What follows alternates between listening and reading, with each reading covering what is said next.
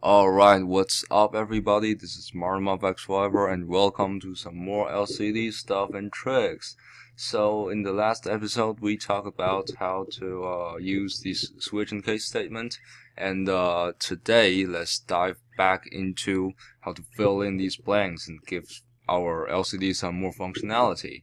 So we display the battery voltage, and I kind of want to leave the display sensor and deal with sensor stuff in the back of the series, because you basically, if I don't talk about it, well, you basically know how to display a number on it. I'm just going to show you the way I do it, but today let's do something a little bit more interesting and a little bit more practical.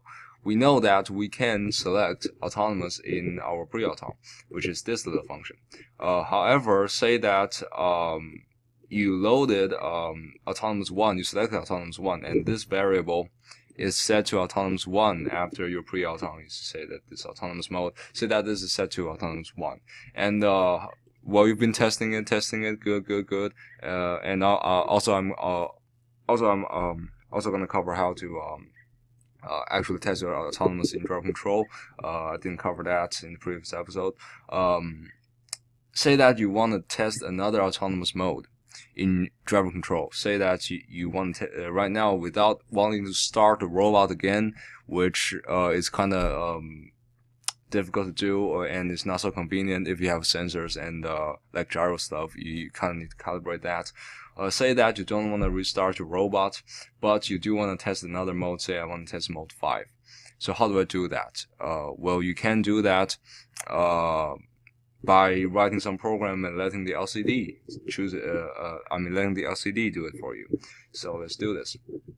Well, you might ask, why don't we just perhaps we can you might ask, why don't we just tuck this little thing, autonomous selection, into one of our slots? Well, that's not gonna work, because why? After you enter this loop, you are basically not gonna exit, because after you enter this loop, the only thing you can do to exit this loop is to press the center button. However, after pressing the center button, you're essentially not doing anything to this entire driver control mode count. You're not doing anything to this variable. This is still 2, or whichever slot you put it in. So it's going to go right back to it. So we have 2 ways to do it. We can say that after we press the center button, we exit the loop, and right here we add 1 to the driver control mode count, which means we need to create another little variable, which is user function, which is alright. And I'm going to show another way that I prefer, just to use 1 button to punch the autonomous selection to change the variables. So let's try the first method and see how it works. Alright, so let's try this.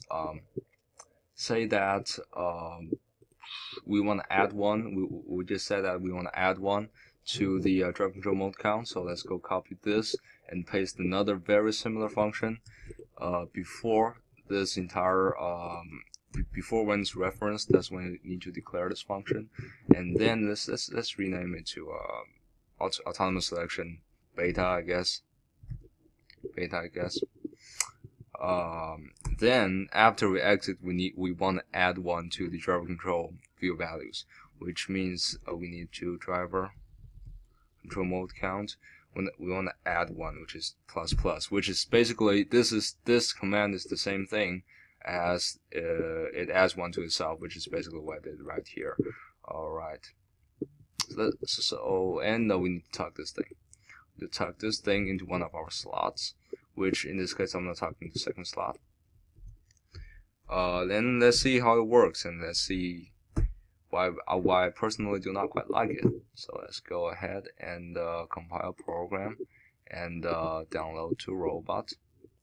Start. This is our default autonomous selection in pre-autom. Let's select autonomous number 1. See, if I click the right button, it enters this entire thing again. However, in this case, I cannot use my left and right buttons are used to change the autonomous variable, because the that's what the autonomous selection does.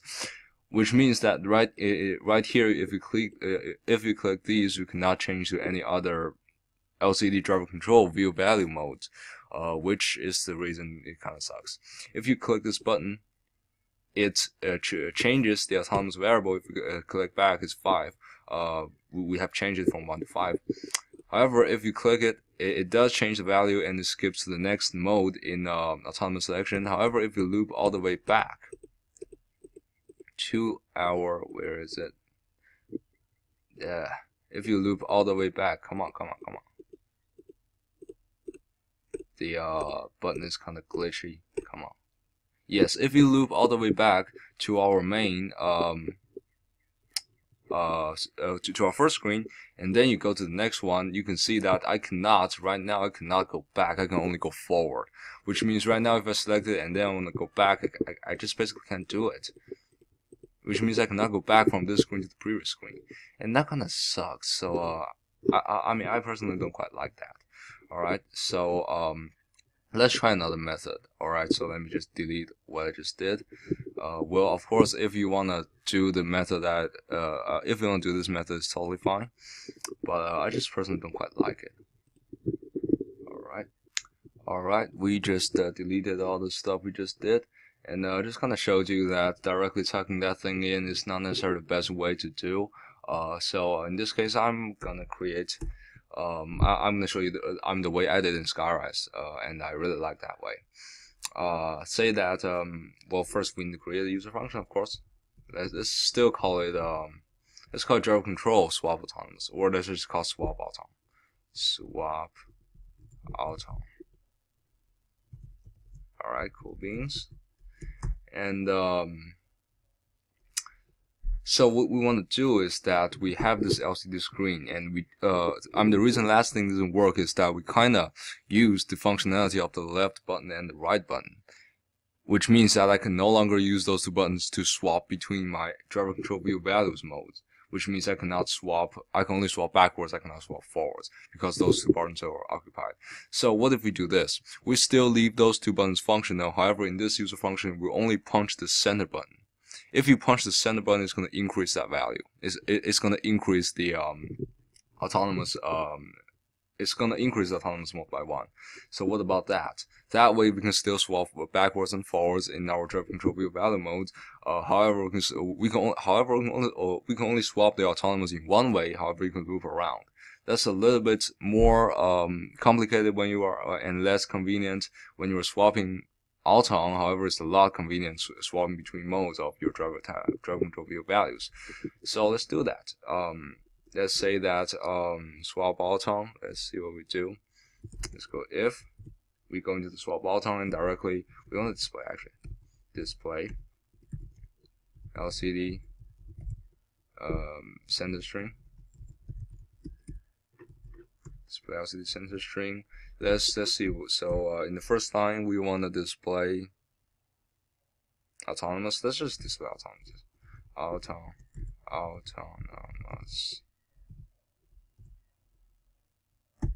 That should work. Line first, display autonomous, and and in the second line, let's display swap. Let's display the word swap. Let's play LCD center string 1.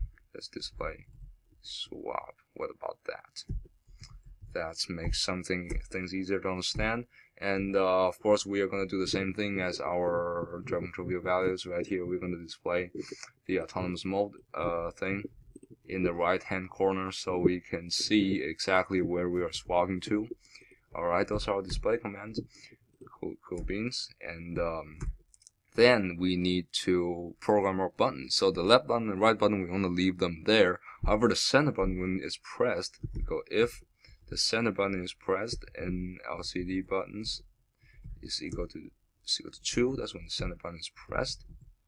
And when the center button is pressed, what do we want to do? We want to add 1 to the LCD. We want to add 1 to the autonomous to the autonomous mode. So we add 1. What is that variable called? Yeah, autonomous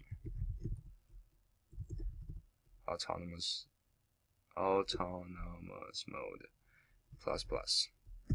And then let's go and wait until, which I'm just gonna go copy. I'm kind of lazy. let me just go and copy this while I'm just gonna change the while. There we go. And don't forget to change that when you're copying. That's the constant mistake that we make. We forget to change this thing to the correct button that it corresponds to. Alright, and if this is kind of like the looping thing, if we kind of make this thing, if we just keep adding autonomous mode, then what if it adds to 13? We want to set it back to 1.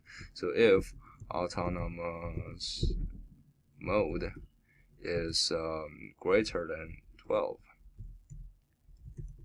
This is one way. I mean, you can do it your way, doing the looping structure if you want to.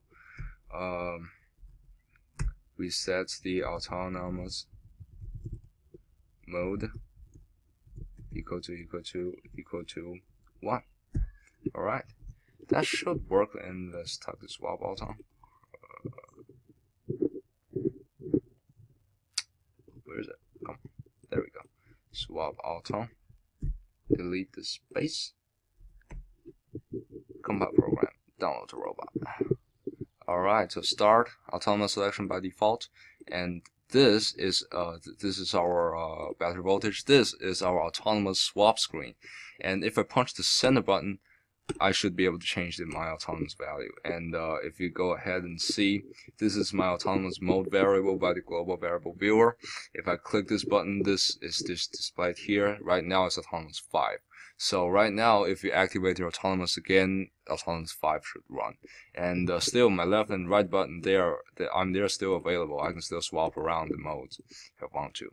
So that's the way I prefer, and that's why I use the autonomous. It is indeed pretty cool. And so I guess I'm running out of time for this episode. In the next episode, I really want to cover, although it's not really LCD stuff, but you can do it on LCD, is how to activate your autonomous with a button in your driver control mode. And it's kind of tricky, and I spent some time to figure it out. And well, I mean, where to place the end task, where to place the wait command, how to place the wait command, whether you need a wait command or not, things with tasks. So I'm going to cover that in the next video. This video just taught you how to swap the autonomous stuff. It's pretty cool. Alright, so this is SmartMobX Forever, and I will see you in the next video.